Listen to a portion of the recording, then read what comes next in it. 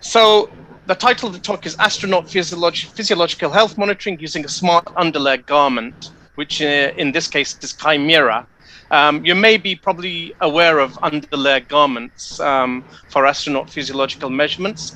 There is also the Gilkar Technology hexoskin, which some of you may have heard of. This is kind of very similar to that, but there are some subtle differences, which I will touch upon. But also we kind of have specialized in connectivity and also possible satellite communications as a hypothetical. And also introduction of some novel techniques. So let me proceed with the.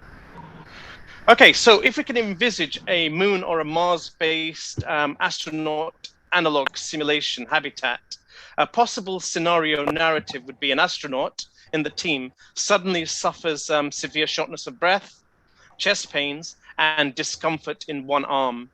So a medical officer member of the astronaut crew would observe a grossly abnormal ECG, which possibly indicates ventricular tachycardia, VT. And they would do that via this particular garment, the Kymira garment. I'll explain more what the garment entails in a minute. So ventricular tachycardia with a severe drop in blood pressure is termed hemodynamically unstable. And the treatment for that is to have an implantable defibrillator, which kind of terminates the rhythm, the dangerous rhythm. Or you can have a normal BP for ventricular tachycardia, which is termed hemodynamically stable. And the treatment for that is medications or ablation procedures. So measuring multiple parameters will drastically improve accuracy and speed of diagnosis. And that's crucial if you're in an environment such as a Moon habitat or a Mars habitat, given the light delay that occurs and lack of full medical assessment due to, obviously, staff resource unavailability. So if you can imagine on the habitat or the base, the astronaut crew wear these Kymira garments, and a medical officer is also incorporated into the team, of course. Availability of medical advice within the acceptable golden hour for optimal diagnosis and treatment of the astronaut. So that 1 hour is called the golden hour. So you really need to diagnose and treat within that and instigate treatment. And non-nominal is if treatment is delayed beyond the 1 hour window, where the astronaut obviously is at risk of dying or debilitation. So this is the actual, you can see this schematic, these pictures here. So it's basically a t-shirt garment, but it has these sensors built in. So these sensors are what do the nitty-gritty work and do the measurements, the physiological measurements. They're actually inbuilt into the t-shirt itself, into the fabric. The setup is, so donning these t-shirts by the astronaut ensures connectivity. The power supply has to be correct. It should take no longer than 30 minutes, I envisage, and possibly less by the astronaut once they get used to it. It can be worn for any work that's done within the habitat, ideally for 6 to 12 hours. And also can be worn as an underlayer garment under the EVA suit, on EVAs. So this garment is usually worn under loose-fitting outfits, such as the EVA suit, and it's similar to like a compression garment.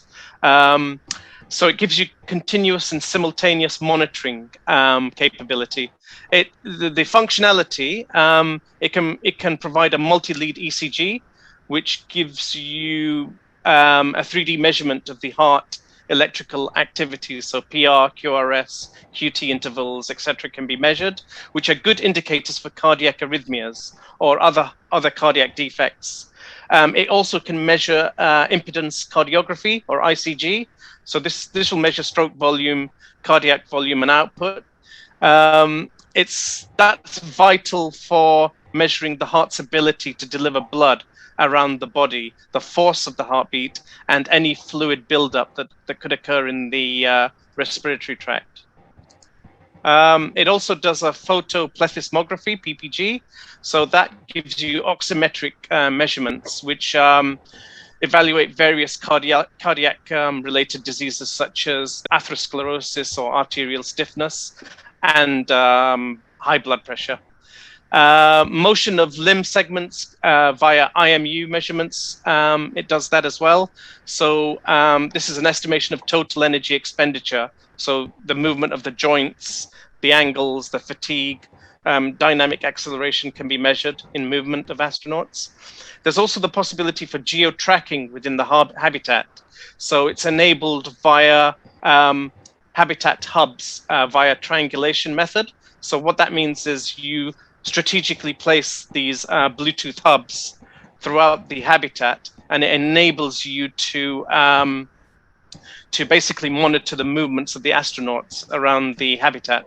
So it's a tracking methodology.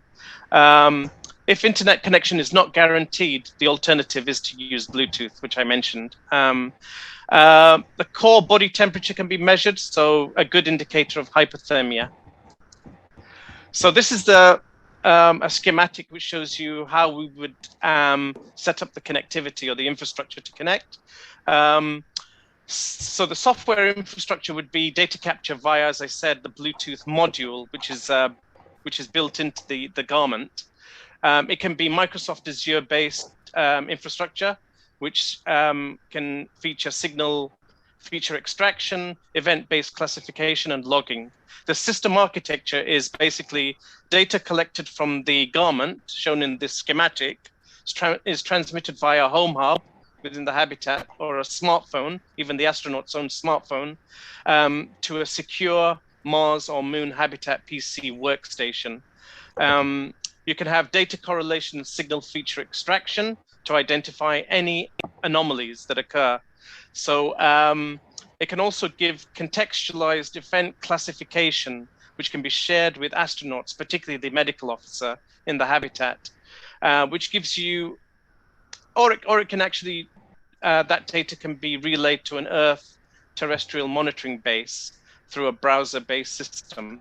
So minor incidences logged can be logged for checkup, and any events classified as serious can initiate alerts to the medical officer or the astronaut team. Okay, so what are the key features? So it provides the medical officer with multiple physiological sensors, which target about 90% of diagnostic yield across the broadest range of cardiac arrhythmias. It's very easy to use. It's a regular garment, as I showed you earlier. No need to apply gels or adhesives to the electrodes. It records biosignals. It's comfortable to wear. It's reusable, robust, and washable. So you can wash the garment. That doesn't affect it in any way. So it's waterproof. It's lightweight with a single miniature electronic unit with battery and antennae incorporated into that. It's low power usage, so you can have day-long recording and obviously the Bluetooth wireless communications via BLE 5.1 to record the data. You can charge the batteries via photovoltaic cell charging via a rechargeable unit, a battery unit. And it incorporates thermoregulation where there's passive infrared emission from the clothing, which, is a kind of a cooling effect for the, regulates the temperature for the astronauts. Okay, so any non-nominals associated with this scenario? So there could be a battery failure, obviously, whilst you're on an EVA. So there'd be no readings taken during that duration. Another non-nominal would be a comms breakdown between the T-shirt garment and the smartphone, or the hub, the habitat hub, or the PC workstation. So this would obviously lead to a delay in final diagnosis and not achieving that 1 hour, that golden hour of diagnosis and treatment for the astronaut, which could be debilitating or mean death even for the astronaut. So the daily protocol is, on waking, the astronauts change out of their sleep smart outfits. So they can wear it all night, and change into the daytime garments, but they would replace the nighttime garments with the daytime ones and recharge the other ones. So throughout the day, they perform their normal activities, using the garment.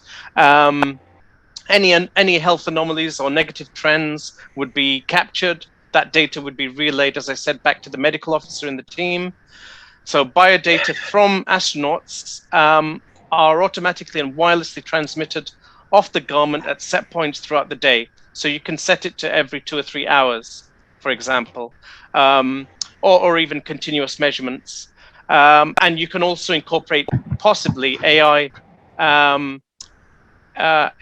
predictive analytics into the whole thing, but that's something that we would have to look at in future.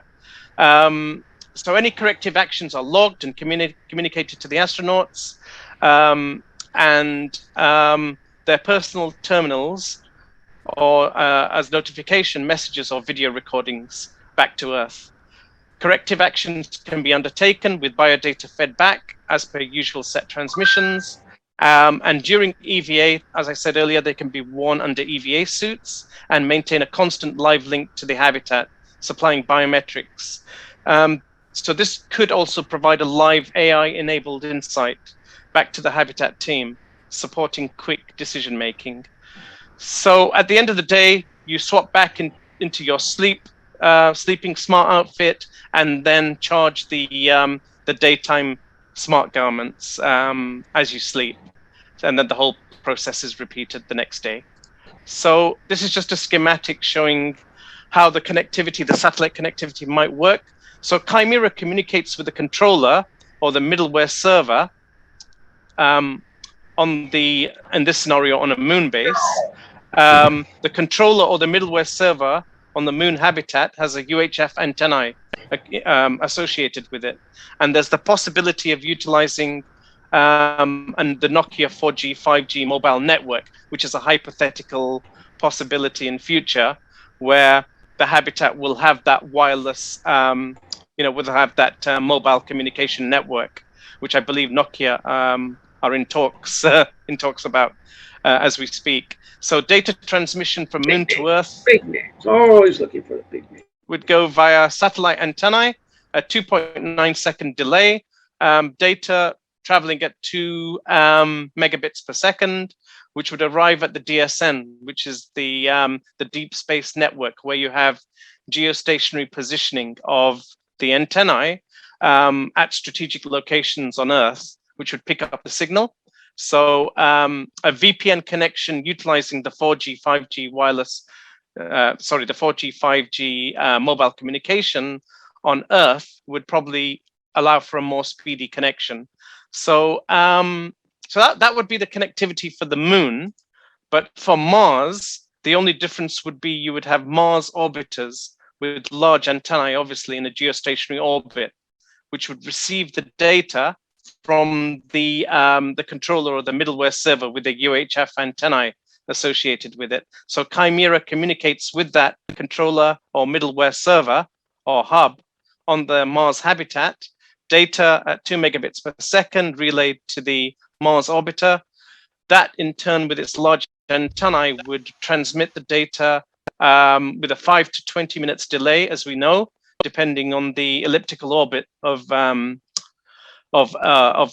of Mars around in relation to Earth, and that data then is picked up again, as I said earlier, by the DSN on Earth, so that the data can basically be relayed for expert medical or clinical advice or input from Earth, an Earth-based team. So that's how I envisage the connectivity could work. Obviously, non-nominals associated with the connectivity, the middleware server or the controller in the habitat can fail. So the interface requires restarting, for example. That would rectify that issue.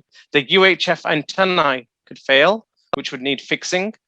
The 4G, 5G wireless comms issue could lead to a delay in the diagnostic results or data getting back to Earth, and vice versa. Satellite overpasses may cause unpredictable random delay via interference in the electronic data comms. So usually in this kind of scenario, the data messages would queue up on the interface, and they would usually resume upon reconnection. Otherwise, the astronaut would need to troubleshoot any of these above issues. So it's useful to have someone in the team that has IT or engineering knowledge to be able to do that. All of these failures can lead to a delay, as I said earlier, to that golden 1 hour requirement for diagnosis and treatment of the astronaut. Okay, so Kymira utilizes, in conclusion, Kymira utilizes physiological biomarker recordings to enable accurate medical assessments. Physicians can make treatment decisions for patients based on ECG abnormalities. They rely on ECG results as well as other aspects of patient's physiology. Being able to measure multiple parameters will improve accuracy and speed of diagnosis, as we know. And besides diagnosing serious and acute health conditions, Kymira can also be used to measure long-term physiological trends in astronauts and help to evaluate corrective measures. Also, individual muscle conditioning and adherence to exercise regimes can be instigated for astronauts to ensure that they get the right exercise, the right amount of exercise, and are able to maintain their health. So advocating a generic data link architecture, which I touched upon earlier. So the controller or the middleware server on the Mars habitat or Mars base entails, as I said, a UHF antennae, approximately 400 megahertz, to communicate with Earth through NASA's Mars orbiters. So the astronaut garment, or even POCT diagnostic devices, the in situ bioanalyzer, the LMC, and Mila can all link to this controller or middleware hub server on the Mars habitat to transmit data to it. So we can, what I'm saying is we can extend the remit of devices to point of care testing devices and other medical devices. It's not just this t-shirt garment. So this data link architecture will enable us to do that. So the Mars base and the orbiter antennae are within close range of each other, so they can easily communicate compared to long-range telecoms with Earth provided by low-gain or high-gain antennae. So using our orbiters, Mars orbiters, to relay messages is beneficial, as they are much closer to the Mars base than the deep space network antennae on Earth. So it's not like the moon habitat scenario where the distance is short, so the DSN is sufficient. So in this case, you need the Mars orbiters with the long-range antennae to be able to transmit the data. So the orbiters can then use their much larger antennae and transmitters to relay that data to that long distance to the DSN, as I mentioned. So additional scenarios, diagnostic scenarios that we could utilize on the Mars habitat. We could measure astronaut cortisol stress levels. So the ISS have non-invasive sample investigation, which are transmitted back to terrestrial Earth base to provide in situ bioanalysis.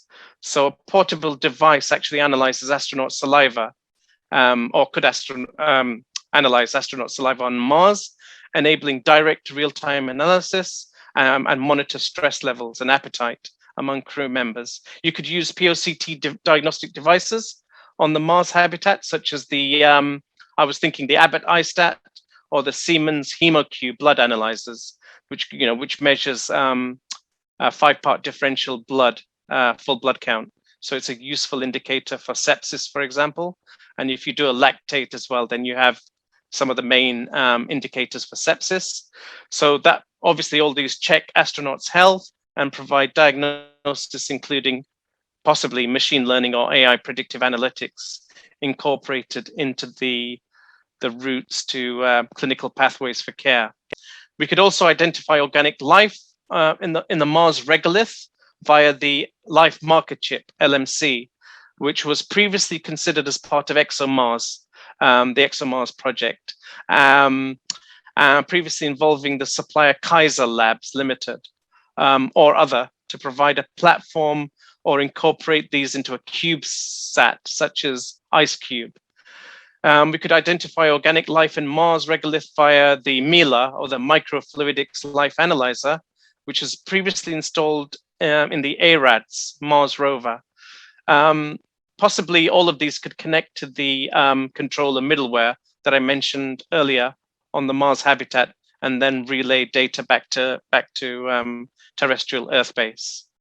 So this is just a schematic showing how we could connect the Abbott iStat, which is one of the point of care testing devices that I mentioned earlier. So the Abbott iStat, I don't know if you're familiar with these medical diagnostic POCT devices. It has a downloader associated with it.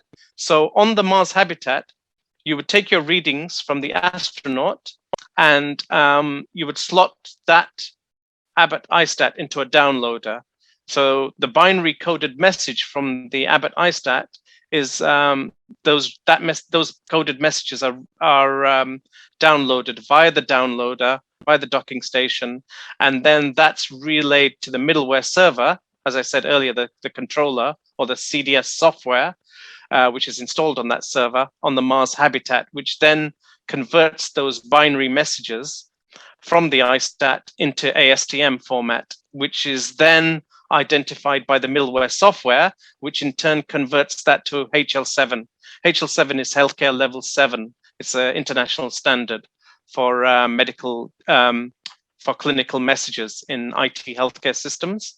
Once it's converted to HL7 format, then that can be relayed to any electronic, any EPR or health electronic health record system on terrestrial Earth base. So this would be how we would connect it all up on a Mars habitat, hypothetically. You have the user manually, so the user or the astronaut would manually enter or scan a CAD number, which would be the astronaut unique identifier, the patient or the astronaut unique identifier, into the iStat. And also the date and time would be recorded. So you have that unique patient identifier associated with the diagnostic event to enable you to trace the diagnostic results. So that's basically the last slide. That's it. Happy to take any questions. Apologies, it's 12:30 here in London, so it's past our bedtime. But anyway, happy to take questions. Yeah, no worries. You still got a few minutes. So the question was, do you have any prototypes that you've managed to create for testing any of this? Yeah, there's a prototype that's being developed as we speak, and it's actually in production. It's so Kymira is the supplier for that prototype T-shirt garment, and it's something that's being evaluated currently for inclusion into the Mars Desert Research Station, MDRS, in Utah.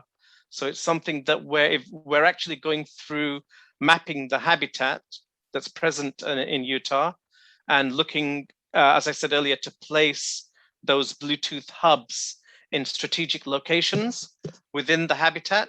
And then that will lead us to then eventually perform a proof of concept or a feasibility study of that of the prototype that exists. Correct.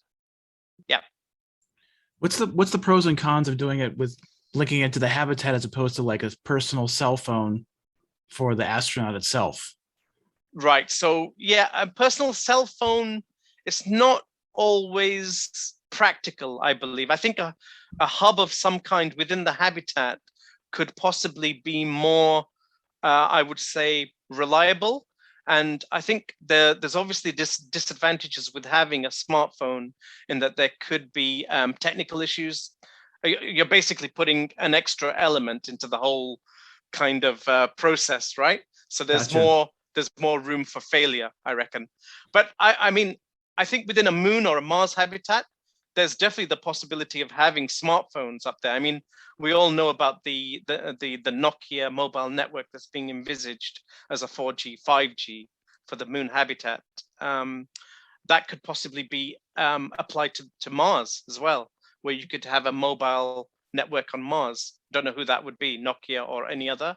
And there's a possibility of that. And then that would make mobile phone usage much more practical. Yeah. Great. Do you have a website or some contact info? There's a website for Kymira. You can Google it, but they did, because this is a prototype, there's absolutely no information on this t-shirt garment on any website at the moment. It's purely a prototype. It's not been sold anywhere. I think you probably heard about the Car Technologies Hexoskin, which is on sale and is supplier provisioned currently. And has been utilized on ISS as well. So, but that's a separate garment.